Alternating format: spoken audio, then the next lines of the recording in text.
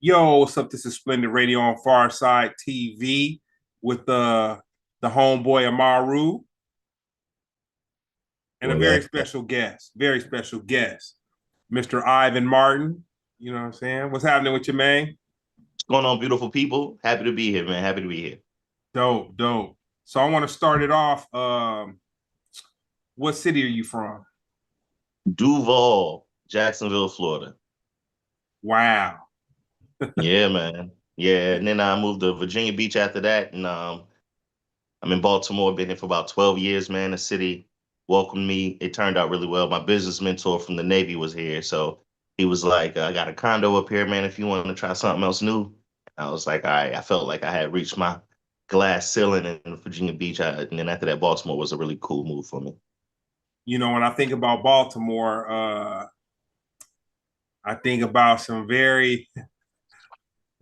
a very urban experience, but also I had some bomb Jamaican food, and I Yeah. had some fish. I had some I, whiting. I had I some felt bomb at whiting. home. I felt at home for It, some. I was thinking about it earlier today.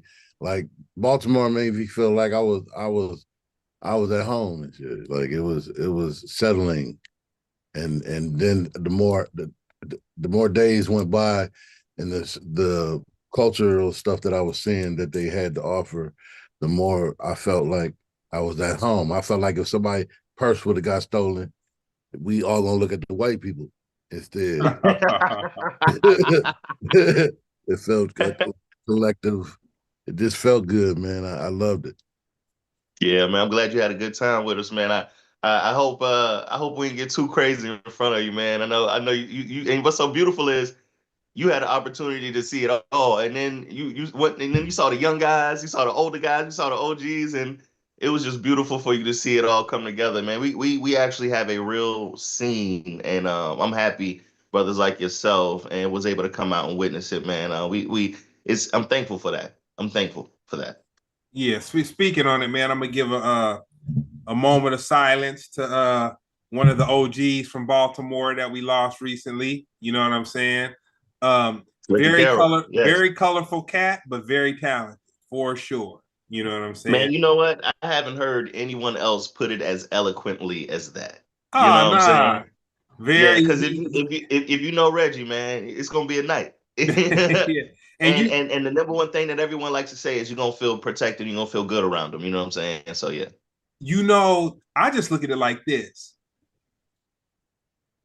To look at him on Comic View Hmm. and to see that up until the day that he passed, he was still working in the comedy industry in some capacity, regardless of him having specials or doing this, that, and the other. You got some staying power. You know what I'm saying? The brother has some staying. Hey, I met Man, him. I met him before I became a comic, and not like me. Hey, what's up? How you doing? We came to a show in L.A. and I didn't know that I had met him until I saw a picture with him and Monique together. And then I was like, oh, now I know this cat. I met him twice. The first time I wasn't a comic, we went to a show, and I remembered him because he had a beer bottle in his hand, and he was sitting on the stool, and he was twirling the beer. The beer was like the beer bottle was half full, and he was twirling it, and he would twirl it so much that it would foam up to the top. But he was talking to the audience. And then when it was time to hit the punch, he would hit the punch line and then drink, drink the beer or whatever, and then he would do it again, just real calm and subtle and shit. I'm like, man, that's kind of slick. Then I met him years later when I was on the Parkers, the episode of the Parkers. He played one of the homeless people serving us. I played a homeless person too, and he played one that was serving us food and shit. Yeah. Man, small, beautiful world, brother. That's beautiful, man. hey, so I tell people, man, world's the size of a shot glass, man. Man. And that's No, you ain't lying. The type of, especially in our industry and the crazy things what I've been through, man. I've had the craziest just intersections of how we meet and run into each other and people. Yeah, man. This is a crazy game. And the fact of what you said too about staying power. Comedy is the only game where you can get paid $1 million to do the same exact thing you got paid $100 to do. yeah, You know? yeah, yeah. And With that being said, comedy is the only game where all you have to do is stay. Hmm. Yeah, You yeah. know, I want to give a shout out to a very talented comedian. Uh, he's from LA. His name is Stevie J. Um, Sounds familiar. yeah, he's a gangster. He's a gangster comedian. Yeah, That he's a sounds gangster. very familiar. Yeah, he's funny. He's funny, but he's very serious. He's very serious, and he gave me some really good context in the comedy because I hadn't really, comedy to me before there was someone that was on the show, Jeremy Scipio, give him a shout out. He kind of introduced me to comedy, like beyond just being someone in the audience, like being able to kind of like see some of the inner workings. Mm-hmm. And I had did this episode, and I was interviewing Stevie J, and I was telling him about how I was disappointed at this comedian that I had really wanted to see, and had got tickets to the show, and at the time I was managing a rap group, and we were flying from Colorado into LA, and so the plane was on the tarmac like for 2.5 hours late. So by the time I did actually land, because it was snowing in Colorado, so by the time I did actually get to LA, it was like straight to the show, literally straight to the show. So get to the show. It's a taping that they're doing for a special that this particular comedian was working on. So uh the comedian told a joke and it didn't hit. And so because they were taping, he told it two more times, but he was joking while he was saying, whatever he was doing, and he told it two more times. And I was talking to Stevie J, and I was like, dude, it just really, it let me down when it came to this whole comedy thing. Like I was like, man, it was it was it just kind of like You it seen had how just the sausage was made. Took a little bit of flavor out of it. Yeah, it took it had deflated me a little bit. But Stevie J gave me some context though. He said something to me, and man, what he said was so wise because it didn't just encompass comedy. It was really on some life stuff. He said comedians are the only people that if they do something and it just doesn't come off spectacular, everybody's just hard on them and down on them. He said, man, do you get upset when Kobe misses a shot? Do you get upset when LeBron misses a shot? He's like, man, you know, and that humbled me in a way, and it really made me pull myself back, and not just in reference to comedy, but in reference to life. Like, man, we Mm-hmm. go hard, man. We go hard. Like, like, Yeah, and it definitely makes it tough on it makes it tough on ourselves, and and even as Black people, we hard on each other, man. I perform, I say 12 to 16 weeks out of the year on Norwegian cruise lines and very like doing cruise ships. okay, And it's a beautiful opportunity, full 360, because I started stand up in the Navy on an aircraft carrier. So it's kind of like it's beautiful 360. But I say all of that to say, like, one time I was performing, and later on that evening, we and some passengers were just like out on the smoke deck or just drinking after the party in like this little area. It's late, like maybe like 2 in the morning or whatever. And this old brother, old brother, like unk status, everything. He had the sandals and all that, old brother. And he didn't even realize I was the comedian until somebody else said something, and he was like, "Oh, you was at the comedy show?" And then after that, they was like, "No, he's a comedian." And he went, "Oh, you are the comedian. Come here." And I was like, "Oh, all right." So like he walked me over, like he had something to say to me. He said, "Man, brother, I ain't gonna even lie to you. I tried my best to not like you."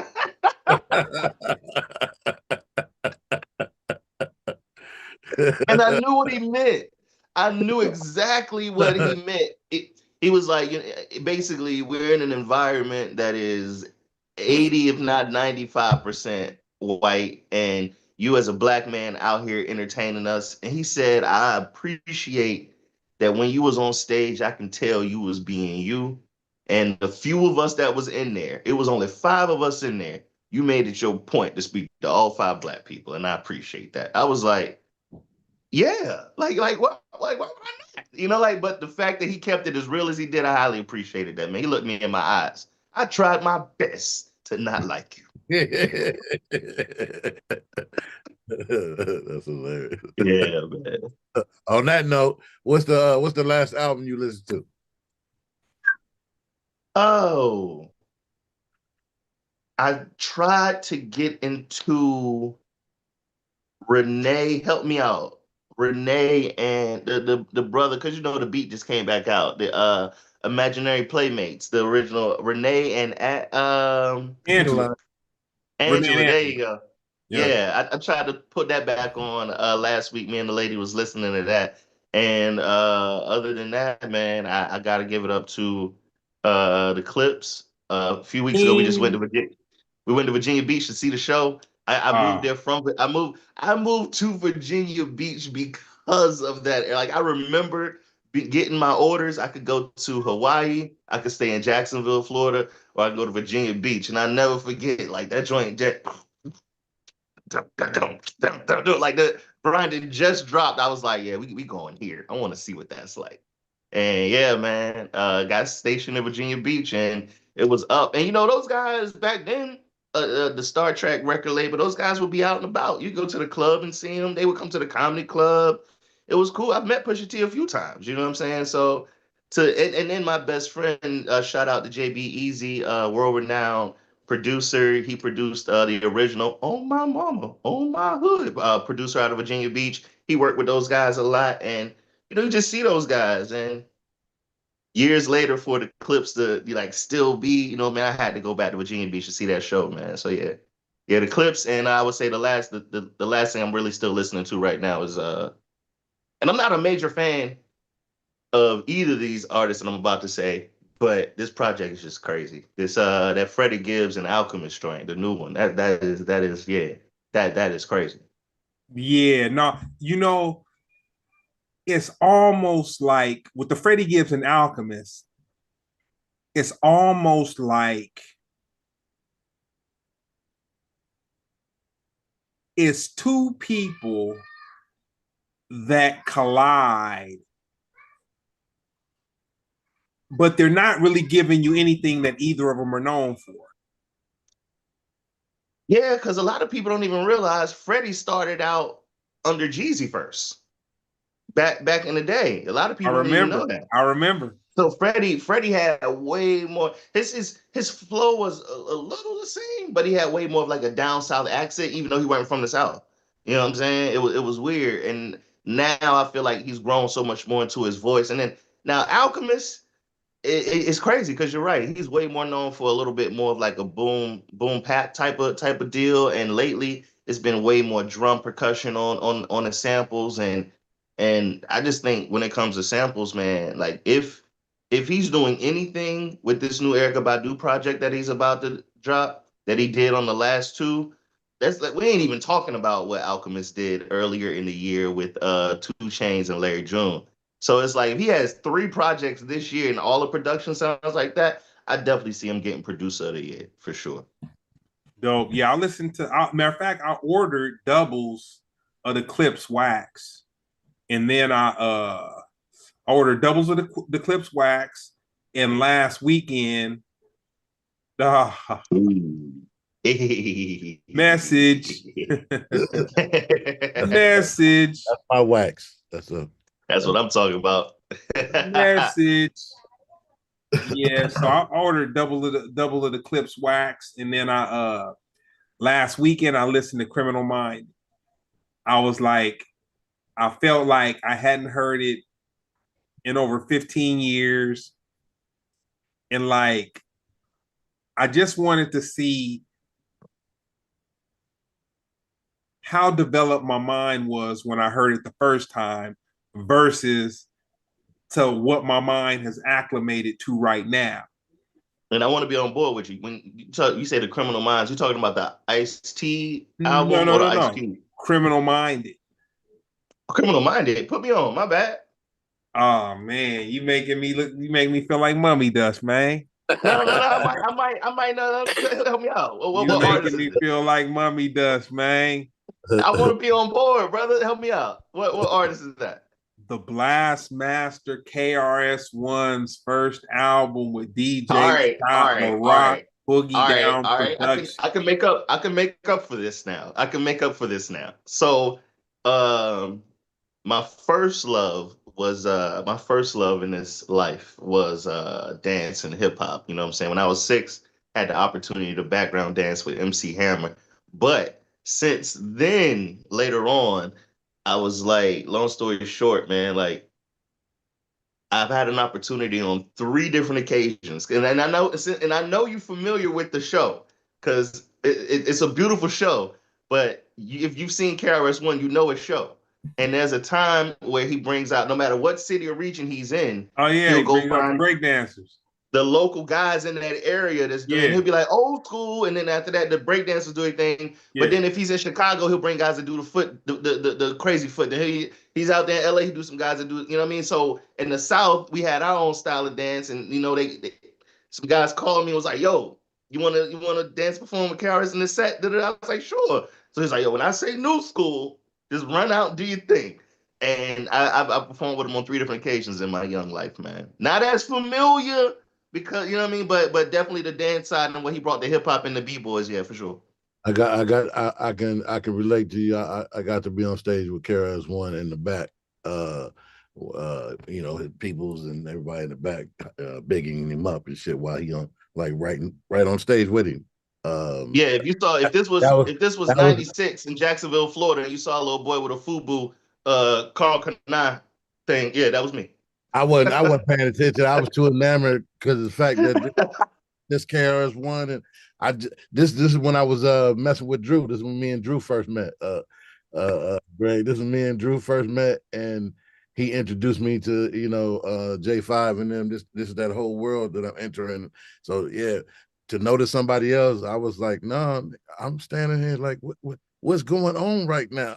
Is that KRS One for real? Am I behind him for real on stage? And I think John Sally was there. I talked to him for a second, like this. And it was yeah. Well, you know who else was there that night that's tall as hell? It's funny you talking about other tall motherfuckers that was there. You know who was tall as hell? All right, Shaq. Montel Jordan was Oh, there, and Oh oh, yeah, he like 6'7". he is tall as I was like, what? Oh This yeah, he's is like how we do 6'7". I remember talking to Shaq one time and told, hey man, can you sit down? Because my neck is hurt. He it. literally sat down in the booth. We was at the Century Club.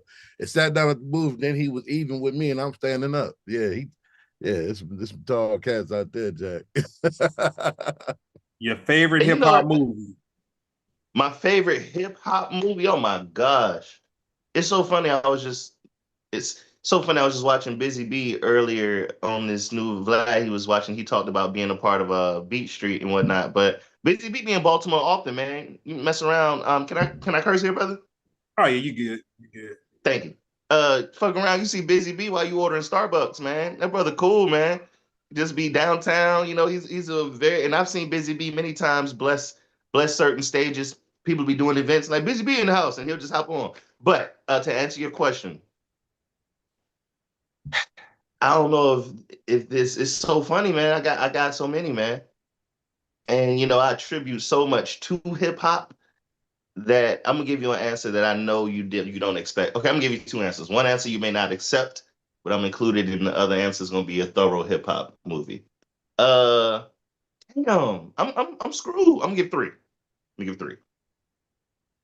Uh, the first one would have to be a split between the Goofy movie and Ninja Turtles 2, and the second one, because a lot of people don't remember. You remember how much hip hop was in the Goofy movie, man?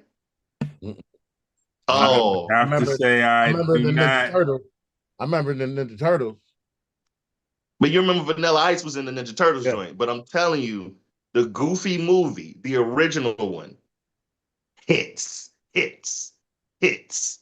Anyway, Uh, Second one I would have to say would be Five Heartbeats. That's not really hip hop. You don't have to accept it. Uh, Third one, and the one that I want you to accept, I don't want to go with this, but it's just too many. It's like the Friday of hip hop movies. Crush Groove, of course. Crush grooving, body moving. If it ain't that, if it ain't that, I gotta go with The Last Dragon for sure. Yes. You ain't never seen nobody pop lock out of ropes just escaping. He was like, "Doo, doo, doo." Yo, Yes, love it. that's That's that a joy. would be forever the joint When right you got that glow. there. Yeah. I No, feel no. some kind of way when I watch that movie. It automatically take you back. Shine No matter how on. corny some of it is, in some parts, it just make you, take you back when you used to think you knew karate. You was a black belt. Once you got to page 45 in the karate, learn how to do karate book. You know what I'm saying? Yeah, it's almost. I feel like karate and hip hop is like you can't be a fan of one without being a fan of the other. Yeah, I At believe that. some point, I'm not trying to say you have to, but it's one's Yeah, a part of. They're both a part of each other's journey. As you so, become a master in kung fu, you got to get through hip hop. As you become a master in hip hop, you're gonna cross past kung fu. You know what I mean? so, Or so, karate. You know. so, what medium do you use to find new music? That's a very good question. Uh, I generally ask people. I do, just out and about. It's a regular elevator question. Like, what do you listen to these days? That's a regular, like, I ask people what they're listening to as much as I ask them how they're feeling. You know what? For me, I'd say social media would be about 25%, but I would say the other 75% would be the AI algorithm of people that I search and DJs that I look for their mixes, and similar DJs and mixes pop up because I listen to mixes all day long. So I'm Hmm. listening to and house music at that. You know what I'm saying? I mean, I listen to some hip hop, but uh, and it's so funny because before I got into the printing industry, uh, I knew this dude who uh he used to do flyers for raves back in like 1997, 98, when raves were like really big. And these raves would spend like thousands of dollars on the artwork for their flyers. And then they would need their flyers printed. And then my dude had like a Delta Cargo account. He had like he showed me so much game. He had Delta Cargo account, Southwest account, and he would ship, so he would print. He had a townhouse in North Hollywood, and it was upstairs, downstairs. He would have a rotation of at least four graphic designers there, 24 hours a day, and they would just get these assignments, and they would have to knock out these dope flyers for these things.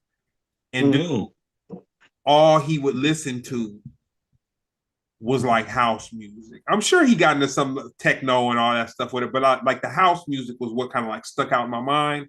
And Hmm. so I kind of have this thing where I associate making money and grinding with house music. And it's funny I because like that. I asked him, I was like, I know you're doing these rave flyers and whatever, but you're listening to house music. And he was like, I said, why do you listen to that? And he said, well, when my guys are working for me, I want them to have something that's upbeat to keep them creative, but I don't want them singing no lyrics and remembering no lyrics or none of that. I want them just listening to a cool groove and able to crank these projects out.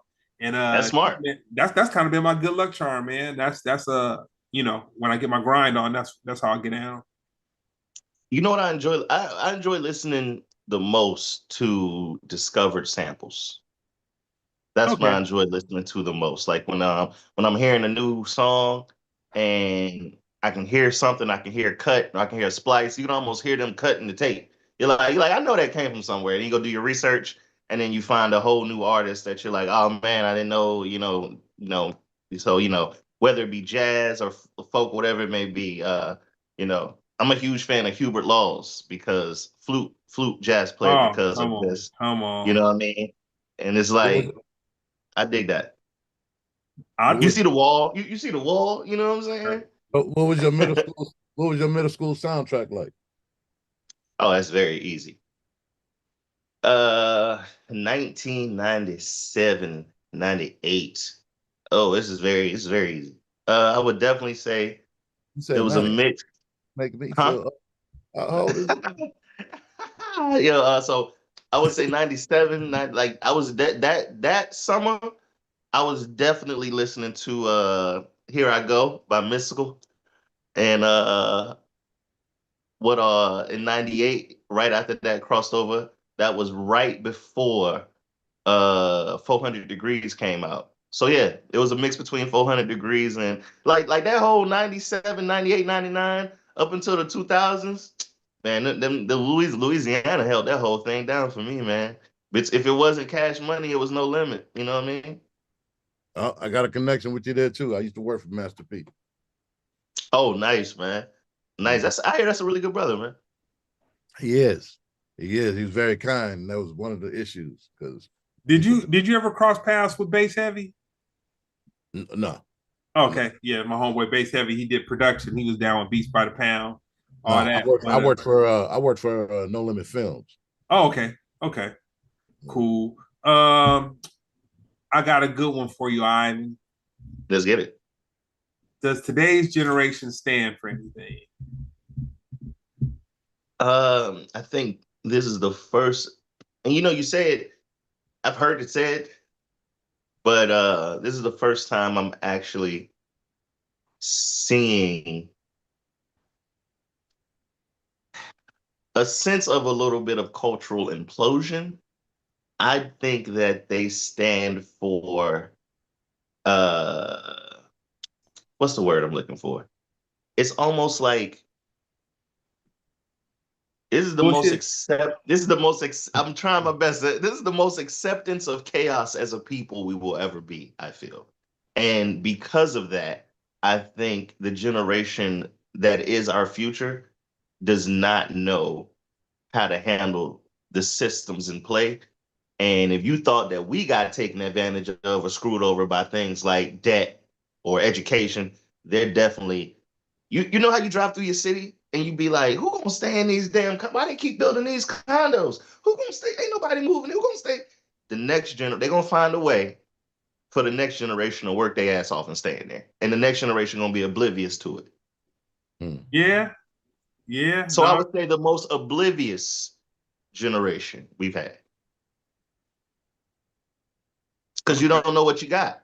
Like we've had the opportunity to know how to appreciate. I hate to say this, man, and I'm not a fan of saying this. I don't like this. I'm a good guy, but this is just something that it used to bother me, and then I had to look into myself. You ever had some shit happen, and you'd be like, why does that bother me?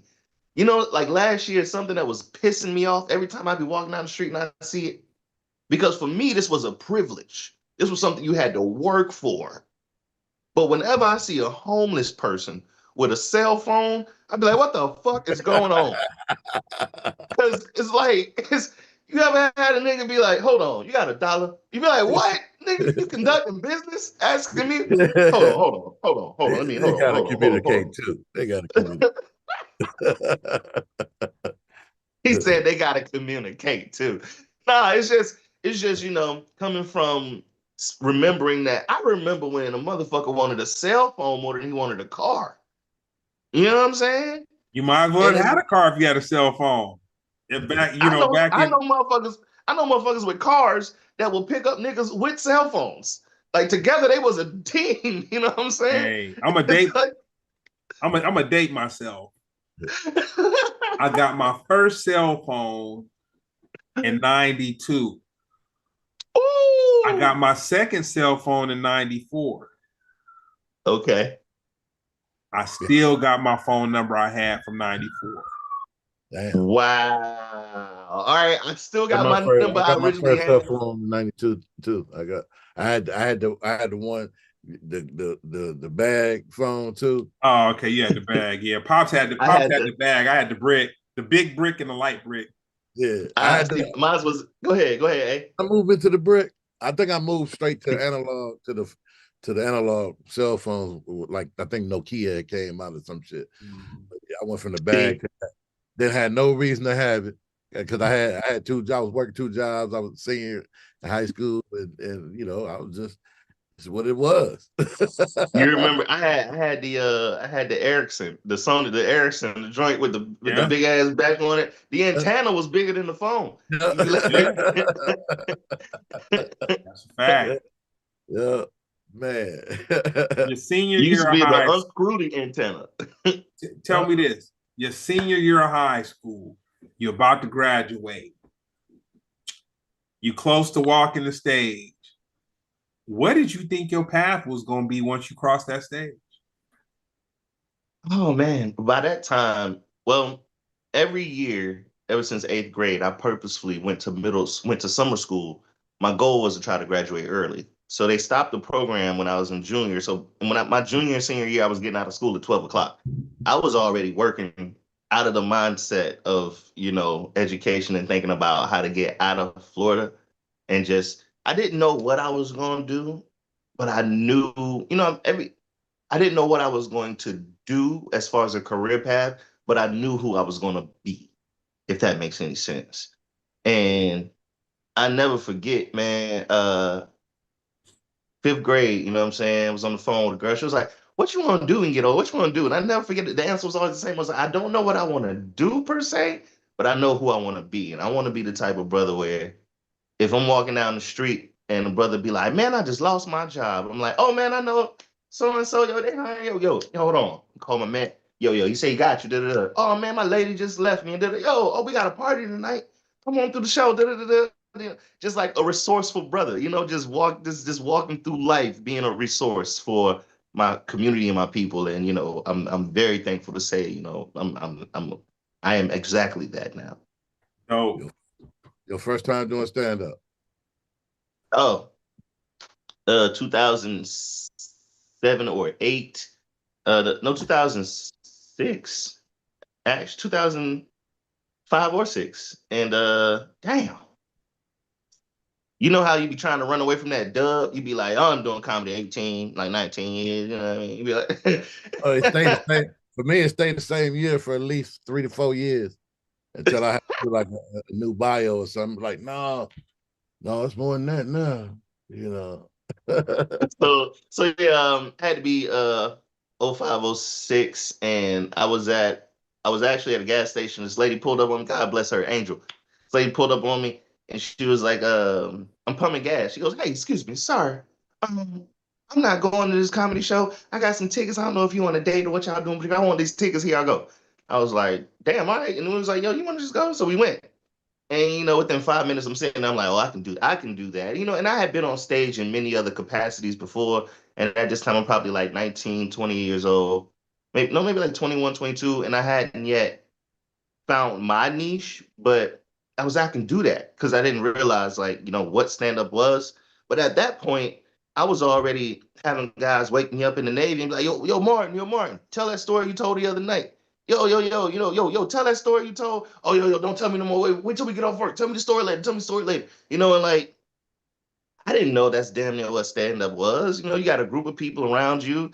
They loading up bombs, jets going off on the flight deck, da da da, and you got a whole crowd of people in the berth and like waiting to hear your story, waiting to hear you tell this joke. But yeah, 06, yeah, it was at a comedy club, and then I went and asked the guy, I was like, "Yo, how do you do this?" And he put me onto a bringer show, and within a couple of weeks, I was doing stand up, and I caught the bug, and haven't looked back since, man. That's what's up. Shout out to Hugh Blunt out there and Ed watching. oh yeah, for sure. But you didn't cut into the meat and taters of it though. Your What you first mean? What you mean? time doing stand Oh, up. it definitely was a shitty experience. It was a bringer show. I brought the only people. Cause like when you're young, it'd be like, yo, okay, oh, you want to do a show? Okay, okay, listen. Tickets is gonna be $30. You bring 5 people, all right? And then you get there, and it's 6 people, including you, and you be like, I brought the audience, motherfucker. So then after that, long story short, it was just a normal situation like that, man. But after actually doing it, and then you're in your head and you're practicing your jokes, whatever after doing it, man, it was one of them things where you realize, like, I've always been speaking in front of people, always been, yeah. So after that, it was over. I went to a spot called Bayside Inn for like a year, and then Barry Jones, shout out to him. He came and he was like, yo, y'all should take him to the comedy club. Then I went to the comedy club in Bodacious, Angus Black, Joking Joe, Quincy Carr, and a few other guys like the OGs already doing their thing there. And I got up, and it was since then, they embraced me, man. But yeah, first time on stage, shitty like most, but it popped off beautifully, man. Hey, I tell you what, man, you got resilience, man. You know what I'm saying? If you was able to hit those speed bumps and retread your tires and rotate your Boy, tires this and game, regas up and you know. being embarrassed. If Like, you're gonna be a great stand-up comic if you handle embarrassment well. You're gonna be a great stand-up comedian if you handle embarrassment well. If you're not afraid to literally have people laughing at you, you're gonna be great, man. Yeah, man, those bumps was crazy, man. One of the craziest times I've never Virginia House of Comedy. Shouts out to Rob, man. Brother owned a comedy club, then he opened up another comedy club like Petersburg, Virginia. It's like an hour or something away. He was like, well, got this comedy show. And take some people, you're gonna be on the bus. Just need you to do another comedy club with the audience. We get there. No, he wants me to do comedy on the bus. And I'm on a bus with the little the coil curly thing over the bus driver. Yeah, so y'all know sometimes I'll be, I never forget. It was so bad. This Ah, this lady looked up at me and she had a bowl of potato salad. They started passing sandwiches while I was doing stand up in the aisle. This lady looked up at me while I'm doing stand up with a bowl of potato salad and said, "Baby, pass this to the back." I was like, "What? Pass this to the back? Anybody want some potato salad?" hey, Yeah, man. It's sometimes, man. man. Nah, I get it. I get it. Shoot, man. So we said all of that to get where we at right now. The name of your comedy festival and how was it founded? Oh man. The Baltimore Comedy Festival. I wish I had Yeah, a, man. I had a T-shirt or something, man. Some. I knew he was gonna jump on me. I know he gonna jump on me. I was gonna wear the jersey. I know he's gonna be like, you ain't dropped jerseys yet. I knew it. one. We are heading now within our 10th year of the Baltimore Comedy Festival. Actually, the way it started was I want to say 2000 and maybe 15. I had like 3 rooms I was running around the city, but one room was at an art gallery and it was called Art of Comedy. When I moved to Baltimore from Virginia Beach, being coming to the city of Baltimore, leaving out of Virginia Beach, a place huge military area, very multicultural, very diverse. It was hard for that area to be segregated. So when you perform for white audiences and black audiences, you know what I mean, for the most part. And coming up when I came to Baltimore, their scene was very segregated, and it was like, oh, that's a white show, that's the black show, da, da, da. And I just wasn't used to that. So I did a show called Art of Comedy based off of diversity. It was 9 comics doing 9 minutes apiece, and no one was of the same gender or ethnicity. So it was always one white guy, one white woman, one gay person, one trans person, one Asian person, one black person, one black woman. It was all different. No one on the flyer it was the same demographic, gender, or whatever. And within less than a year, CBS came to town and did an article and said this is one of the best places to see stand up in the city of Baltimore. And then after that, I was like trying to, you start to talk to people and like, you guys, we should get some organization. We should start working together. We should get some organization. And everybody was like, yeah, that sounds nice. Then you say it more and they be like, yeah, that sounds nice. And after a while, you be like, okay. Everybody's like, well, why don't you do it? And then it's like, all right, fine. So I organized the scene to where everyone that has a room or like a mic or a showcase for one week, we're going to put all of our rooms together and basically show the scene, show the world our city and our scene. And the first year, man, we had people. We since doing it, we've had comedians come from Australia, like all over the world, man. It's been a beautiful experience. So, if you could change one thing about the comedy game, what would it be? No crowd work. No crowd work sets on Instagram. Expound on that. I feel like we have allowed the we've allowed people that don't know comedy to dictate what comedy is to us, and that's why you see a lot of people going on. I just saw a comedian say something about it the other day. He said, that's the crutch. And it's almost, I was talking, somebody asked me about that this morning. He said, how do you feel about all these guys doing just I didn't like, how do you feel about all these guys just doing the crowd work? I was like, that's the equivalent of going to the NBA and motherfuckers only crossing each other up. Nobody dunking, nobody laying up, nobody just cross up, like nobody ever scores. It's just cross up, ankle break. Is like after a while you'll be like, yeah, that's a great, but we're not the fucking Harlem Globetrotters over here. You know what I'm saying? It's Doing it like for there's the way clip. more fundamentals and skill sets to stand up, and for people to think that the actual crutch of stand up, which is crowd work, is the main like nah. And then I They're doing it for really hate, clips. They're doing it for views and clips. yeah, and as a comedian, I hate that audiences or young comedians think that that's what you have to do, and then you see comedians writing jokes where it's like it seems like it's crowd work, but it's really set up already. You know what I'm saying? It's like it don't matter where you say you work at. I'm gonna say this that has to do with that, and then did it. So now I'm not even doing crowd work. Actually, it's not real magic. You know what I'm saying? So if I can change anything about the comedy game, it would be that. But no, that's it. Nah, that's dope. I'll say this, man. I'm gonna spin the record back real quick on two things. Two things.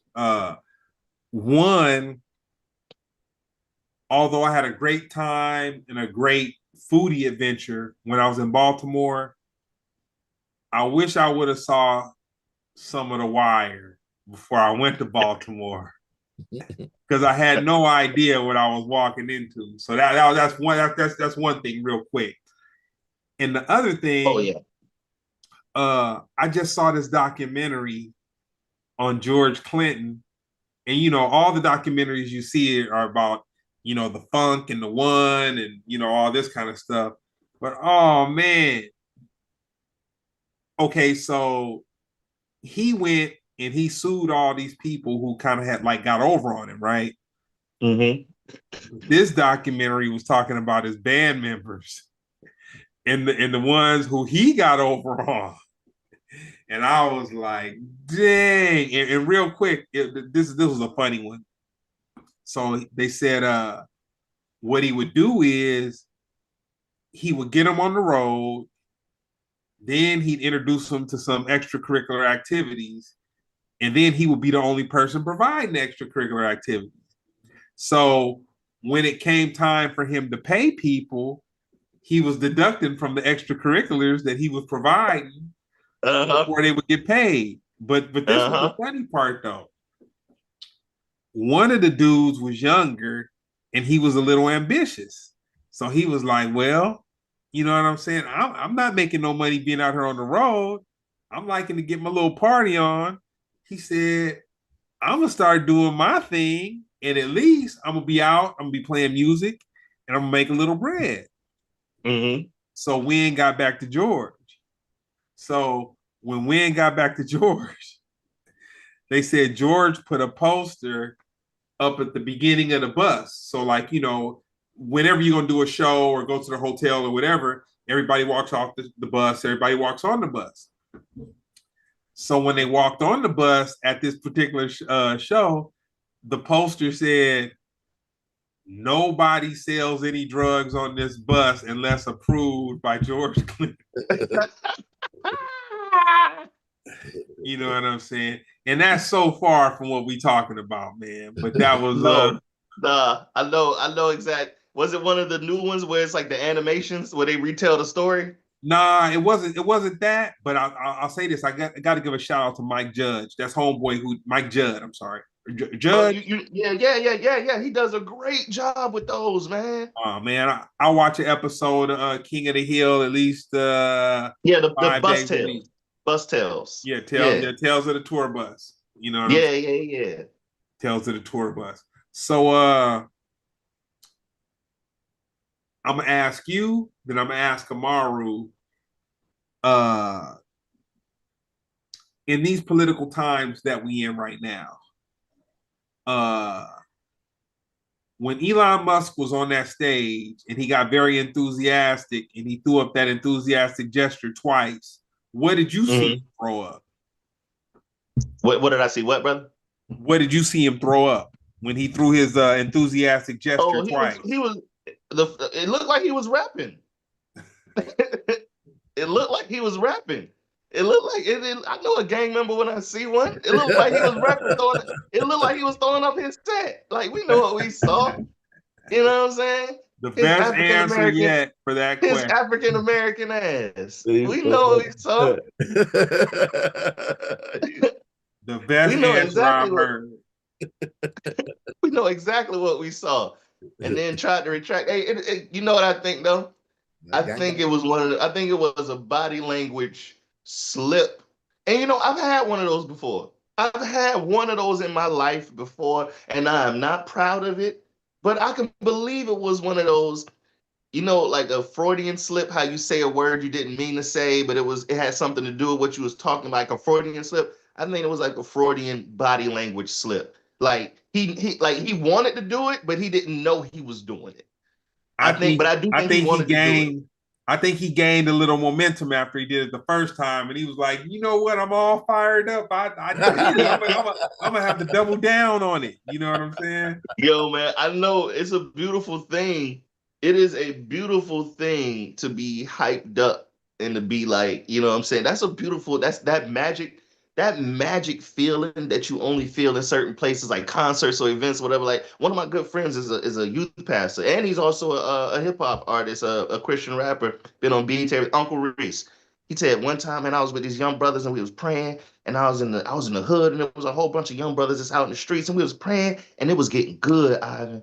And I was just like, and then all of a sudden, this one brother goes, "The devil a bitch ass nigga," and I was like, "What'd you do?" He was like, I just had to keep praying." I was like, in Hey, moments like I know what you mean. You know what I mean? So I think in that moment, Elon was feeling it, man. I think he threw it up, and he just like you said, the second one he was like, "Nah, when Lil Jon is in your ear, you ain't felt this since 2003 when Lil Jon was like, rep your city." That's where he came out like. hey, I'll tell you this. Um,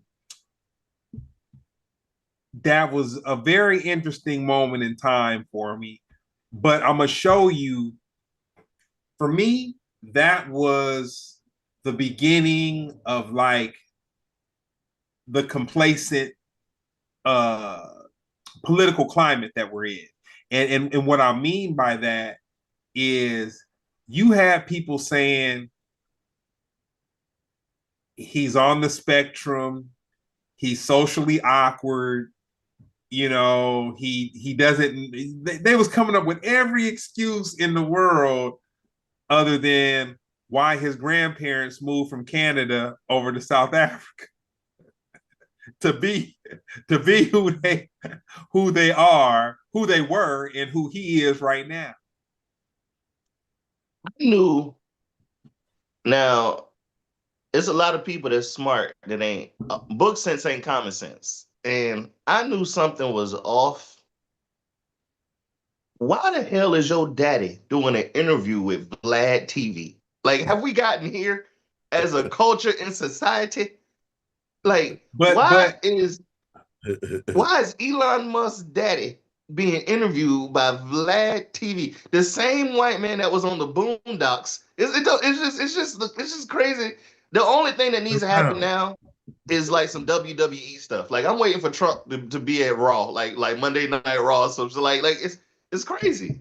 I'll take it one step further. On top of all that, His pops is a creep. I want to say he married his stepdaughter or some old Oh crazy, yeah, yeah, like yeah, some yeah, some yeah, crazy. yeah, Yeah, yeah. homeboy's a creep. So they just come from. Matter of fact, shout out to my homeboy Sling Johnson. Uh, he got a kick. What's up, Sling?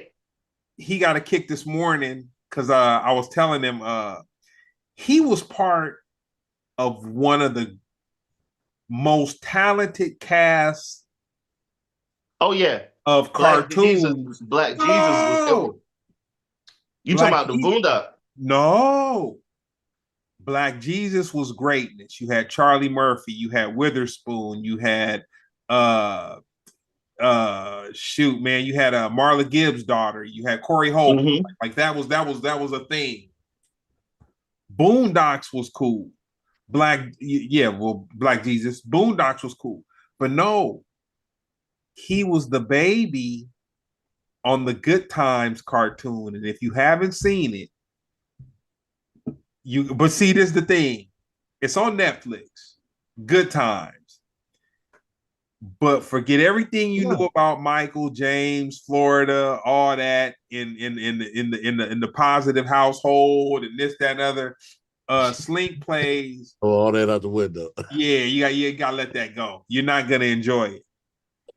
Slink plays will just a baby gangster, but his Okay. role is very him and JB Smooth. I'm more like Bebe's kids on Yeah, a weekly schedule, you know. Nice, nice. And yeah, JB Smooth, man, is so underrated, man. dude. Let me tell you something. I couldn't catch his comedy or his brand of comedy. Now, uh, Brown likes Curb Your Enthusiasm. So he would just tell me, he'd be like, dude, JB Smooth, you can't, but I could never catch the Curb Your Enthusiasm. I could never catch, but I couldn't catch Delirious. Dude, we would be on the road and fools would just be playing it over and over and over and over and over again. Oh To man, this you couldn't day, catch Delirious. to this day. Yeah, Delirious is the to yeah. That's come on, yeah, you got yeah. But That's but like that's but like holy crap. but I'm But gonna the tell one you you, want it, go ahead, I'm listening. but I'm gonna tell you one of my superpowers when it comes to kind of like artist management and stuff like that. It doesn't have to be for me to understand the people that will appreciate certain stuff. So Yeah. I can look at something and I could be like, that ain't my thing. But when I hear it, I'm like, oh, this is like there's gonna be an audience for the like so it don't just land on me.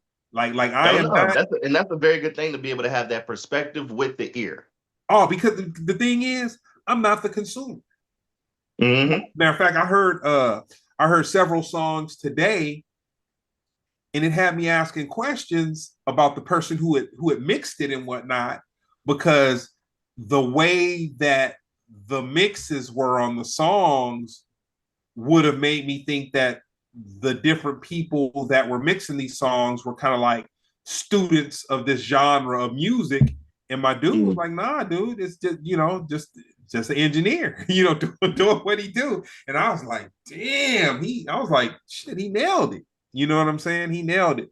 But It's crazy in the future you'll be able to press a button and a computer will do that for you. you Terrible. can do it now. I'm sure there's some chat GPT that you could load a rusty MP3 muffled, compressed, not sounding whatever that will come out sounding like a Drake song. I'm just glad that I've done a lot of this shit before all this this instant shit. That's like I wrote 4 books already. I'm glad I've done that shit before. Chat GPT and all that little shit. And the making music, knowing how to do that from all that shit.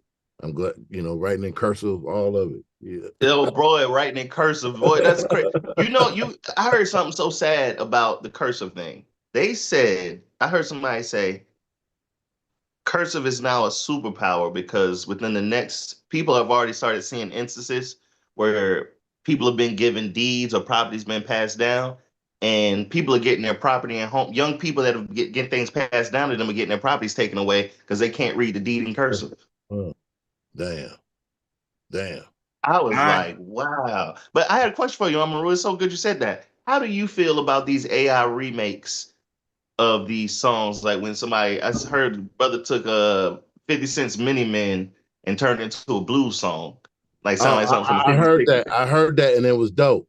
However, I, I don't. I don't. I don't want to. I don't subscribe to it because how just make it like that same dope. This now that they're given the idea of what it could sound like, I'll accept it as a demo. So this is what it would sound like if we started doing this type of music with some hip hop classics, this, that, and the third, just like Unwrapped. They fused it with jazz and Mhm. did that thing. So what would it sound like if this type of music was done this way? Here's an idea, and then get real artists to go and put that thing together. I can accept it like that, but I can't accept an artist.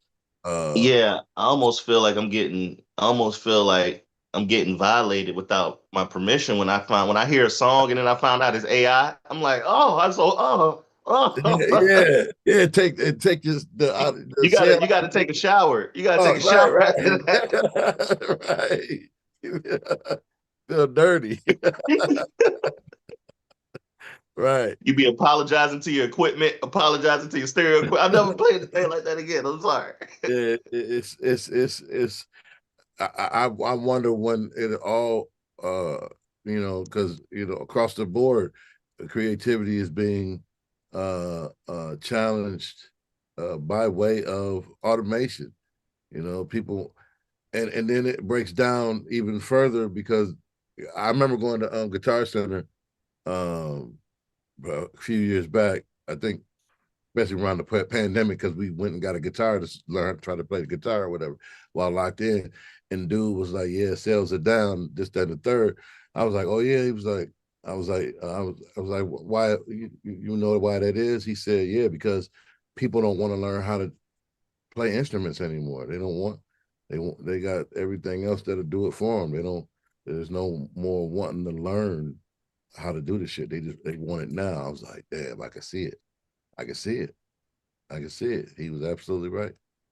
So In our generation, it's going to be a niche market for people, and it's going to be places you can go. I'm mark my words. It's going to be a niche market for people that want to live in the past, because it's going to be way easier to, and it's going to make no in the future. It's going to it's be not, but it's way in the easier. present. It's I happening know I right understand what you're now. saying. I understand what you're saying. You can go there and hear some real hip hop. You got actual shoelaces in your shoes. You know. Yeah.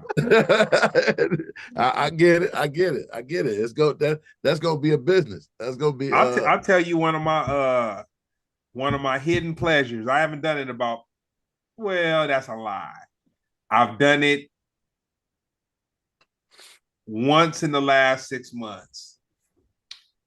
I like to go to bars occasionally, a couple times a year, and see these predominantly white funk cover bands where somebody will wear an afro and platform shoes and whatever, Uh, and do the old KC in the sunshine, but like and play that funky music, white and all that kind of stuff. Yeah, man, that's mhm. my little guilty pleasure, man. So I say that to say, fools is living in the past right now, man. You just got to hit the right night, hit the right slow night at a bar. You know what I'm yeah, No, saying? you're right. No, yeah. you're right. And you can go. Hey, You're right. Matter of fact, I'll go ahead, Amari. nah, I was just gonna run him into what's your comedic goal? Oh man, it's so beautiful. So, when you mentioned something, I'm not sure which one of you brothers it was, but when you mentioned hearing something from another comedian that helped change your perspective, or yeah, another comedian, I think it was you, Greg, that said something Stevie about J. your boy Stevie J. Yeah.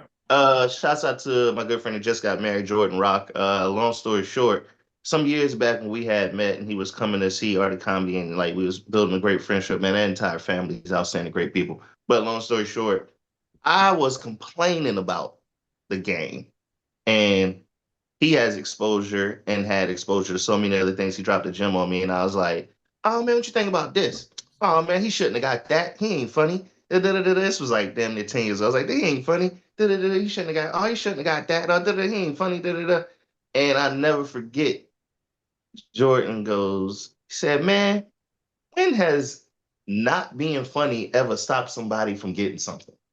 And it changed my That's a whole fact. perspective on the game. That's a fact. And I was like, and it just became the concept of it. This game is just way more. It's about way more than just being funny. And he said something else. He said, man, it's tons of comics that make six figures a year doing this, and you'll never hear their name.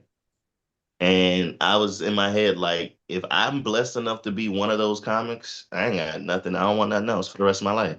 I'm good. So that's my goal, to continue to allow it to be something that I use to help those around me as well as myself and my family, and provide a life. That's it. If you had a biopic, what would be the title?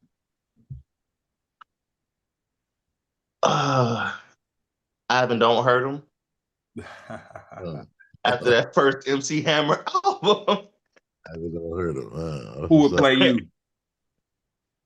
Oh, it's so funny you say that. A young, I would get a young comic I know, man. It'll be between my boy Eddie or Jamar. Like these two young comics that I really mess with in the area, man. Nah, that's dope, dude. I appreciate the conversation. I led so much because I just wanted to kind of. I appreciated that, brother. Yeah, thank you. This was This is my outstanding. thing. I want to research your comedy, but I Mm-hmm. wanted to know who you were first. You know what I'm saying? I look I forward just to it. that's kind of my reverse Nah, seer. I like that. Yeah, I like that. that's my reverse seer of kind of like getting into something that's new or whatever. So no, dude, I really appreciate that. That's no problem, man. Thank you for that. I know that I would enjoy, you wouldn't, I'd enjoy a lot more music if I had an opportunity to meet the artist before I heard it. Because sometimes you get a perspective of someone's art form or how they interpret their art. And a lot of times the way that you interpret your art is not at all your personality. Yeah, You know what I'm saying?